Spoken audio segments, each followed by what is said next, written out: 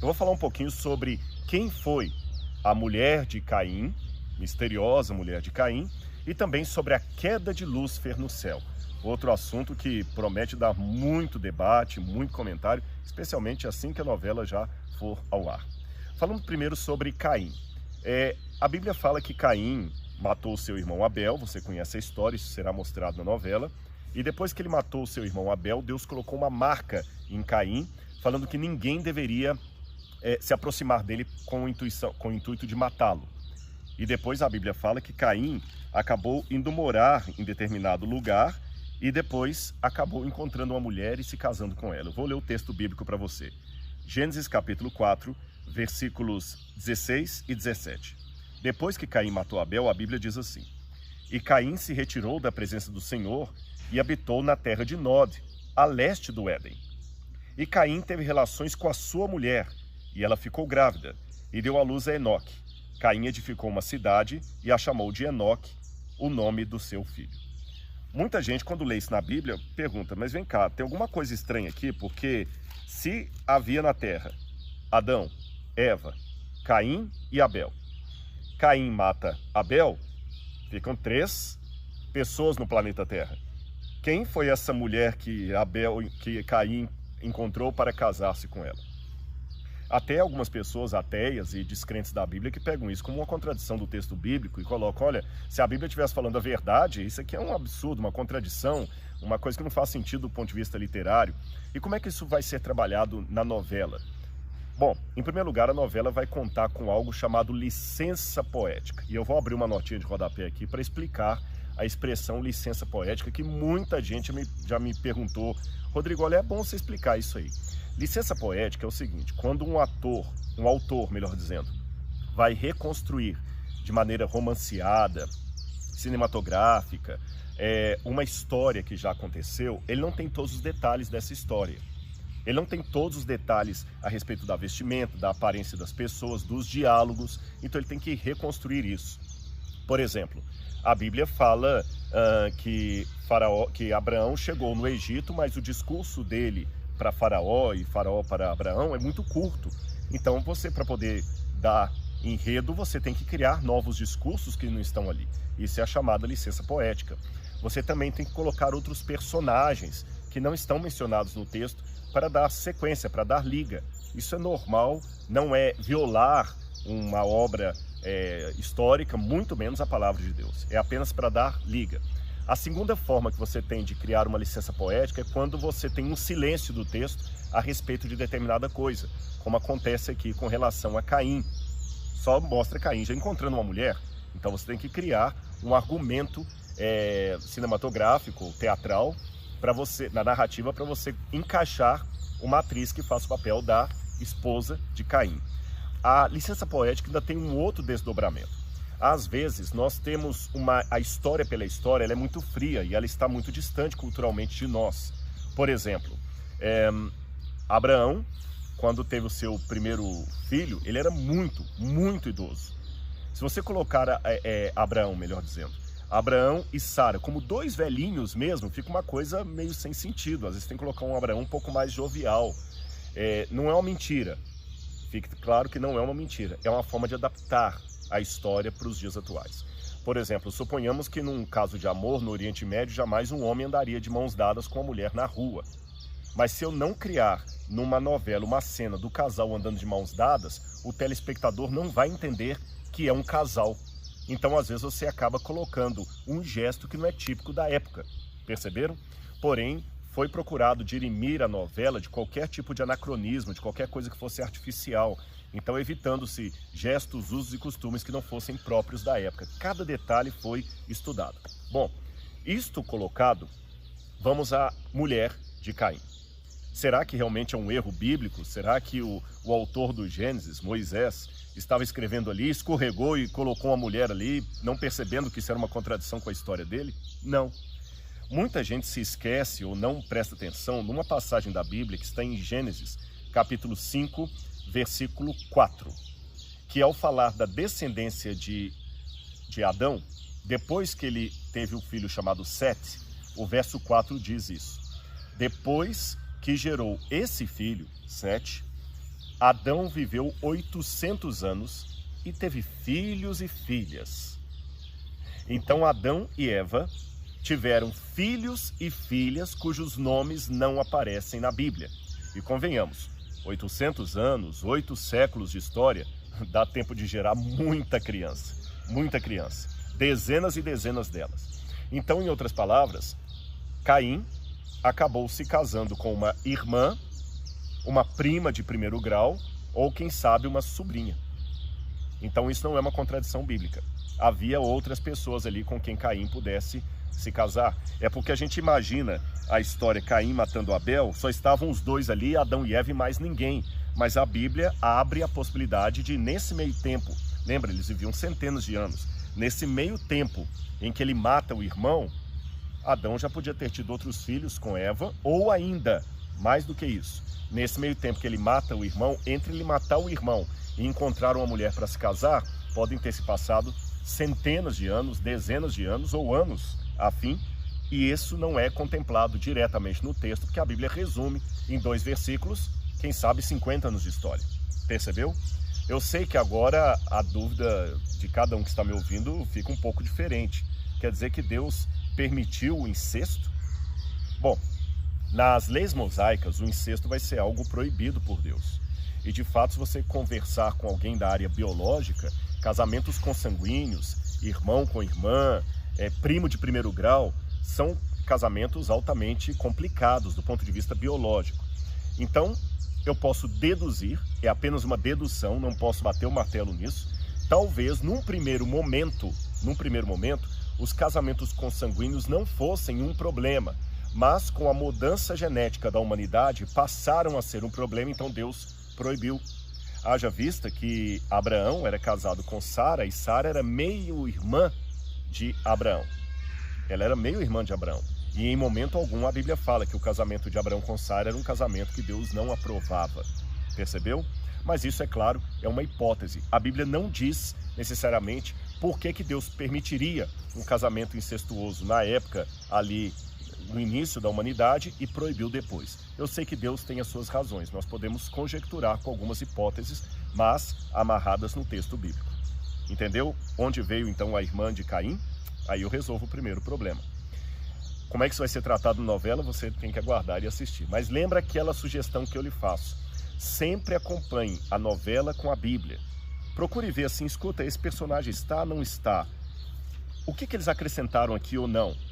E aí, antes de responder a segunda pergunta, eu sei que alguém pode colocar assim, Rodrigo, porque como eu falei, na internet tem os dois tipos de argumentação. Tem gente que está batendo palma, parabenizando por eu estar ajudando a novela da Record, e tem gente que está achando isso abominável, uma mistura entre luz e trevas. Rodrigo, eu não preciso de novela para ler a palavra de Deus.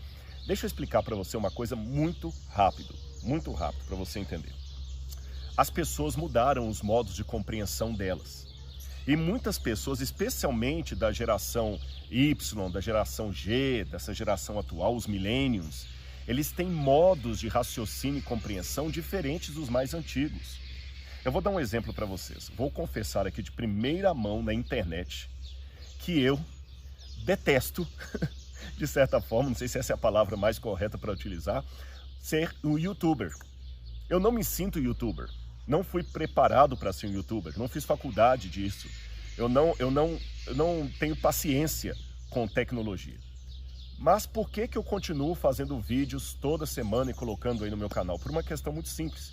Em primeiro lugar, porque Deus abençoou que o canal está chegando a quase 900 mil inscritos, sem a gente fazer nenhum esforço de marketing para isso. E em segundo lugar, porque eu senti que pode ser uma forma de Deus atingir pessoas com um vídeo do YouTube que não seriam atingidos por outra forma.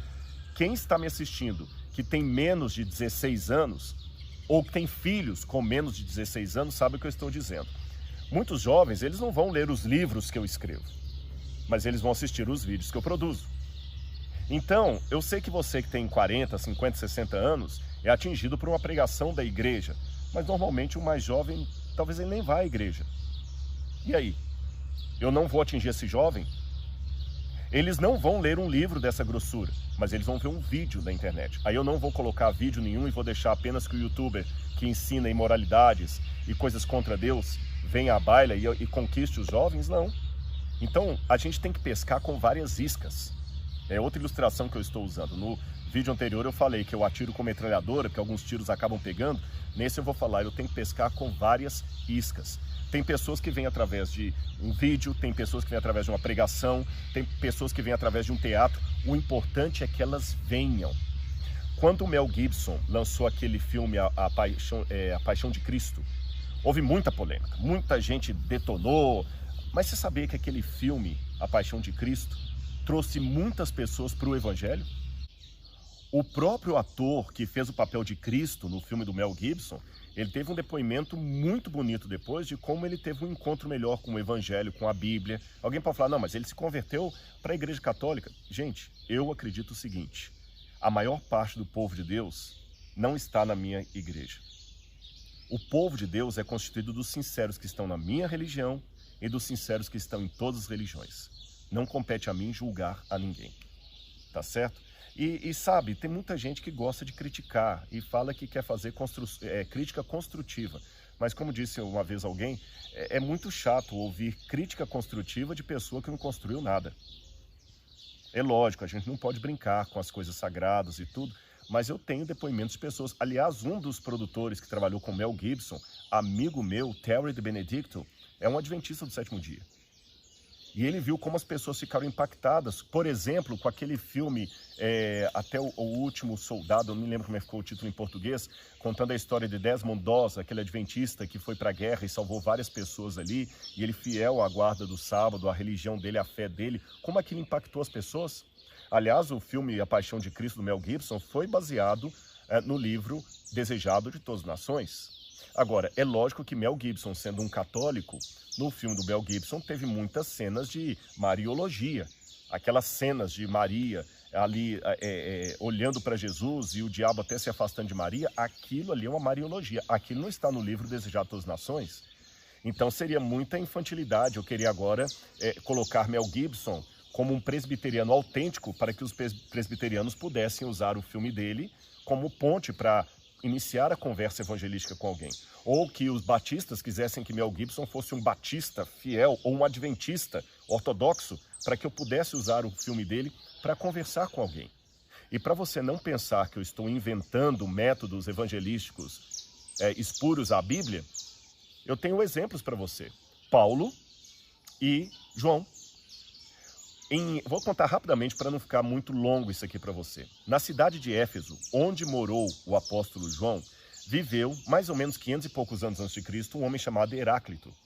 E Heráclito ensinava para todo mundo ali que as coisas do mundo, que o próprio mundo, tudo foi feito através de um agente divino chamado Logos.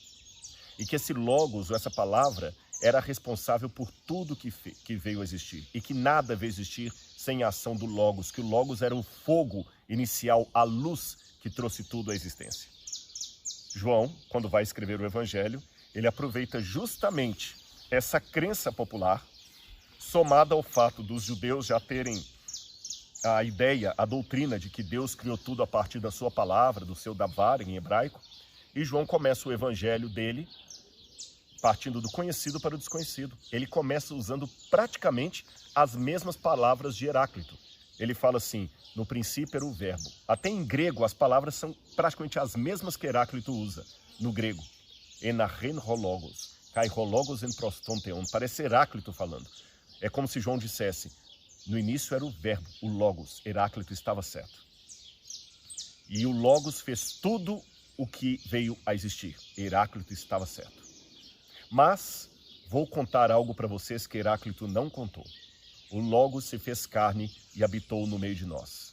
Eu vou contar a história dele, seu nome, Jesus de Nazaré. Percebeu? Quando João se valeu da filosofia de Heráclito, ele não estava endossando 100% tudo o que Heráclito dizia, mas ele partiu do conhecido para o desconhecido para criar uma ponte de diálogo. O outro exemplo, Paulo em Atenas. Paulo não endossava a filosofia dos atenienses, tá certo? Muito menos Epimênides, que foi um homem que esteve ali em Atenas mais ou menos 500 anos antes de Paulo e convenceu os atenienses para aplacar a praga que estava acontecendo, que fizessem um altar a um Deus desconhecido. Paulo não endossava a teoria de Epimênides. mas sabendo que ele estava num lugar onde havia muitos deuses e lá um altar ao Deus desconhecido, Paulo falou, olha, tá vendo aquele ali? Foi esse que eu vim anunciar para vocês. Então, se assim é com Paulo e com João, por que hoje eu não posso pegar uma obra de cinema, de TV, de teatro, da literatura e usar como ponte? Repito, não para substituir a leitura da Bíblia, mas para introduzir as pessoas à Bíblia. Mas, Rodrigo, eu já li a Bíblia, não preciso de novela. Amém, parabéns para você nessa data querida. Mas tem milhões de pessoas no Brasil que talvez nunca leram uma parte da Bíblia e vão passar a ler a partir dessa dramaturgia. Entendeu por que eu tenho que atuar? Agora, é lógico que isso não significa, como no caso de Paulo e João que eu exemplifiquei, que tudo o que acontecer na novela está exatamente como eu acredito, como eu penso. Houve muitas sugestões que eu dei ali para os atores, para os autores, para a direção. Os próprios autores às vezes escrevem de um jeito, mas a direção pede outra. Mas naquilo que compete ao trabalho de consultoria histórica, tudo foi seguido, tá bom? A questão da queda de Lúcifer no céu é uma questão polêmica. E eu vou mostrar para vocês. Muita gente está perguntando, que já viu no trailer lá, o diabo caindo e os dinossauros morrendo, como é que é isso? Eu vou explicar para você. Essa é uma ideia, eu particularmente não faço parte daqueles que acreditam nisso, tá certo? Mas há essas duas vertentes no cristianismo. Vou apresentar as duas e você escolhe qual que você quer acreditar, tá bom? Existe uma ideia chamada Gap Theory, ou teoria da brecha, teoria do intervalo. Essa teoria acredita que Gênesis capítulo 1, versículo 1 e 2 tem um intervalo entre os dois versos, que diz assim, no princípio criou Deus os céus e a terra. A terra, porém, era sem forma e vazia, havia trevas sobre a face do abismo. Então eles leem o seguinte, esse no princípio criou Deus os céus e a terra era perfeita, bonitinha. Mas alguma coisa aconteceu que a terra se tornou caótica. O que aconteceu? E só depois que a terra se tornou caótica que Deus falou, haja luz, e começou a criar a semana da criação. Então, segundo essa teoria do intervalo, da brecha, Deus criou o mundo com seus seres, houve uma destruição desse mundo, e na semana da criação de Adão, Deus, na verdade, recriou o mundo. Ou ele começou a criar o mundo novamente, o mundo que tinha sido destruído nessa queda, que muitos pensam ser a queda de Satanás. O primeiro que colocou essa teoria foi um homem chamado Thomas Chalmers. Ele viveu no final do século XVIII e início do século XIX. O Chalmers, ele tinha lido muitos livros de geólogos na época, como James Hutton, por exemplo, que diziam que a Terra, enquanto rochas e fósseis, que a Terra teria milhões e milhões de anos. E naquela época os teólogos se valiam muito da cronologia do bispo Asher, que dizia que a Terra tinha em torno de 6.000 anos. O próprio Asher dava até a hora que Adão foi criado. Foi no ano 4004, 3 horas da tarde, numa sexta-feira. A sexta-feira a Bíblia fala, mas a hora que Adão foi criado, ele colocou até a hora, 3 horas da tarde, do ano 4004 a.C. Então muitos teólogos valiam disso. Aí James Hutton, com outros geólogos, Lyell, por exemplo, começaram a dizer, não, a Terra tem milhões de anos. Então Chalmers percebeu ou achou que ele podia fazer uma harmonização entre os geólogos e o texto bíblico. O que ele percebeu ou pensou? Houve no princípio uma criação do céu e da terra, mas Lúcifer talvez foi jogado por Deus aqui, a terra foi destruída, os seres que aqui havia se tornaram os fósseis, e no primeiro dia da criação de Adão, Deus começou a separar tudo e reorganizar a terra. Tá bem? Essa é a chamada teoria da brecha. Muitos grupos, principalmente pentecostais e neopentecostais, acreditam na teoria da brecha. Então, para eles, Adão, quando foi criado, a terra já existia por milhões de anos, havia uma população aqui que foi destruída pela ira de Deus, eles se tornaram os fósseis. E Satanás está solto por aqui, os anjos dele presos no abismo, e os espíritos em prisão, os demônios, seriam almas desses que viveram aqui. Bom, essa ideia foi popularizada por uma Bíblia chamada Bíblia de Scofield, que foi a Bíblia máxima de muitos evangélicos nos Estados Unidos, especialmente da linha pentecostal e neopentecostal. Porém, hoje, muitos pentecostais estão questionando a teoria do intervalo. Por exemplo, eu tenho uma lição da escola dominical, da CPAD, da Casa Publicadora das Assembleias de Deus, que diz que não tem base bíblica acreditar na teoria do intervalo. Eu, Rodrigo, particularmente, eu não acredito na teoria do intervalo por algumas razões, que eu vou apresentar para vocês. A primeira delas é a seguinte, quando você vai para 1 Coríntios 15, 22, Romanos capítulo 5, verso 12, em ambos os textos, Paulo fala que Adão introduziu o pecado no mundo. Que Adão foi o primeiro a introduzir o pecado no mundo e que a partir de Adão todos pecaram. Ora, se foi a partir de Adão, então não houve nenhuma rebelião no mundo antes que trouxe o pecado pré-adâmico. Senão Adão não seria o primeiro a introduzir o pecado no mundo, ele já seria o segundo. Tá certo? A outra dificuldade que eu tenho com esse texto é quando você vai para 2 Pedro, capítulo 3, versos 5 e 6, ali Pedro diz que o primeiro céu e a primeira terra foi destruída por um dilúvio. E esta terra vai ser destruída pelo fogo na volta de Jesus. Então Pedro deixa bem claro nesse texto que há duas terras, uma destruída pela água e outra destruída pelo fogo no futuro, que será destruída pelo fogo. Não há uma terra prévia. Então esse silêncio de Pedro, de uma terra pré-adâmica, também conspira contra isso. Tá certo? Outro problema é que dificilmente antes de Chalmers nós encontramos qualquer pessoa que defendia a teoria do intervalo. Então eu particularmente, com esse silêncio bíblico e outras coisas mais, não vejo muita base bíblica para acreditar na teoria do intervalo. Bom, Rodrigo, se não foi assim, para você, quando é que Lúcifer foi arremessado do céu?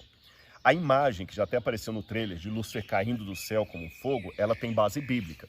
Porque Jesus fala em Lucas capítulo 10, verso 17, eu via Satanás caindo do céu como um raio. Algumas traduções dizem como um relâmpago. Então a imagem de Lúcifer sendo lançado do céu como um raio, relâmpago, faz sentido. Aliás, uma notinha aqui, Lúcifer é um nome que não aparece também na Bíblia. É uma tradução do latim Luciferus, Lutíferos, que significa portador de luz. Mas sobre isso eu falarei num outro vídeo, tá bom? Aliás, o nome diabo, que é um dos apelidos do anjo caído, diabo significa em grego justamente isso, diabalos, balus. Balus, dia, através de, balus, lançado, arremessado. Da palavra balus, vem a palavra balística, bala de revólver, tá certo? Aquilo que é arremessado. Então, diabalos, aquele que foi arremessado através dele. Então, ele realmente foi arremessado do céu como um raio, como um relâmpago. Agora, quando isso aconteceu? Bom, se Jesus diz, eu via Satanás caindo do céu como um raio, então isso pode ter sido da queda dele. Como ele tentou Adão e Eva já na forma da serpente, esse arremesso dele do céu deve ter acontecido antes disso. Só que, quando eu vou para o livro de Jó, no comecinho do livro de Jó ali, diz o seguinte, quando os filhos de Deus foram comparecer perante o Senhor, veio também Satanás entre eles. A linguagem de Jó ali, que eu posso explicar num outro vídeo, é uma linguagem toda jurídica. Então ele ainda tinha acesso ao céu na época de Jó. Por que ele tinha acesso ao céu se ele foi expulso de lá? A interpretação que a gente tem é o seguinte, quem deveria ser o representante da terra nas celebrações, nas convenções celestiais? Resposta certa? Adão e Eva, certíssimo. Mas quando Satanás, a serpente, convenceu Eva e depois Adão a comerem do fruto proibido, foi mais do que desobedecer a Deus. Eles passaram a jurisdição do mundo para as mãos do diabo. O diabo passou a ser o dono desse mundo. Por isso que ele ia ao céu na época de Jó como representante do mundo. E você pode falar, Rodrigo, mas isso não é justo. Realmente. Se houver algum advogado me assistindo, ele vai concordar com o que eu estou dizendo. Há muitas coisas que não são morais, porém são legais. Imagine, por exemplo, um camarada que matou os próprios pais, tendo o direito de sair no dia dos pais na saída da cadeia. O próprio juiz que está assinando a saída dele não acha justo ele sair da cadeia no dia dos pais, sendo que ele matou seu pai e sua mãe. Mas legalmente ele tem o direito. Então há coisas que não são morais, porém são legais. O diabo não tinha o direito moral de comparecer perante Deus, mas ele tinha o direito legal, porque ele tomou a terra de Adão e Eva. Aliás, Jesus mesmo, certa vez, referindo-se ao diabo, falou assim, vem aí o príncipe deste mundo, e ele não tem parte comigo. Para Jesus, chamar o diabo de príncipe desse mundo, é porque ele realmente estava como príncipe desse mundo, o soberano. E quando é que o mundo deixou de ser do diabo e ele perdeu de fato o acesso como representante da terra? Muito bem. Quando Jesus morre na cruz do Calvário e o véu do santuário se rasga, naquele momento o diabo perde o direito, porque o que Adão perdera na queda, Cristo recuperara na sua morte expiatória. Por isso que a Bíblia fala, o mundo e o reino se tornaram do Cristo e do seu povo escolhido. Nós temos o reino porque Jesus o recuperou. E depois que Jesus ascende aos céus, aí acontece Apocalipse 12. Porque Apocalipse 12 mostra uma mulher grávida para dar à luz, e a maioria dos comentaristas e exegetas acreditam que essa mulher representa o povo de Deus que dá à luz ao Messias. Aquela criança que a mulher dá à luz, ela é arrebatada até o céu. E lá existe a batalha entre Miguel e o dragão, que é a antiga serpente, e o dragão é arremessado. Veja bem, para o fato do dragão ser chamado a antiga serpente, é que esse arremesso dele do céu aconteceu depois da queda de Adão e Eva. Perceberam? Porque lá fala, e foi arremessado o dragão, a antiga serpente que se chama Diabo e Satanás, o acusador dos nossos irmãos. Se ele foi arremessado, sendo chamado de antiga serpente, é porque esse arremesso dele aconteceu depois da queda. Na minha opinião, depois da ascensão de Jesus. Quando Jesus volta para o céu triunfante por ter vencido a morte e ter recuperado de novo a humanidade através do seu sangue derramado na cruz, o diabo não tem mais lugar no céu. Ele é arremessado e, segundo o Apocalipse, cai na terra, cheio de grande cólera, sabendo que pouco tempo lhe resta.